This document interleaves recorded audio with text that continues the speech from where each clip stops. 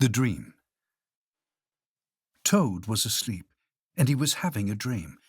He was on a stage, and he was wearing a costume. Toad looked out into the dark. Frog was sitting in the theatre.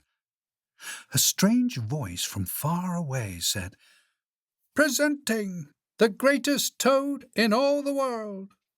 Toad took a deep bow. Frog looked smaller as he shouted, "Hooray for Toad!"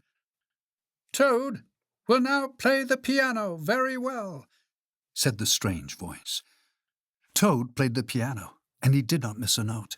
"Frog," cried Toad, "can you play the piano like this?" "No," said Frog.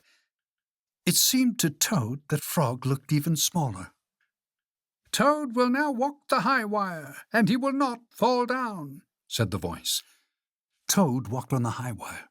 "Frog," cried Toad, "can you do tricks like this?" "No," peeped Frog, who looked very, very small. "Toad will now dance, and he will be wonderful," said the voice. "Frog, can you be as wonderful as this?" said Toad, as he danced all over the stage. There was no answer. Toad looked out into the theatre. Frog was so small that he could not be seen or heard.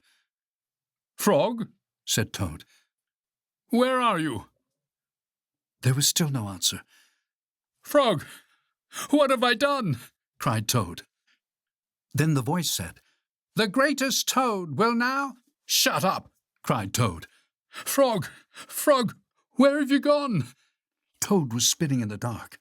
"Come back, Frog," he shouted. "I will be lonely." "I'm right here," said Frog. Frog was standing near Toad's bed. "Wake up, Toad," he said.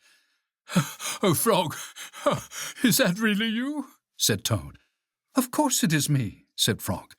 "And you are your own right size?" asked Toad. "Yes, I think so," said Frog. Toad looked at the sunshine coming through the window. "Oh, Frog," he said, "I'm so glad that you came over." "I always do," said Frog. Then Frog and Toad ate a big breakfast, and after that, they spent a fine, long day together.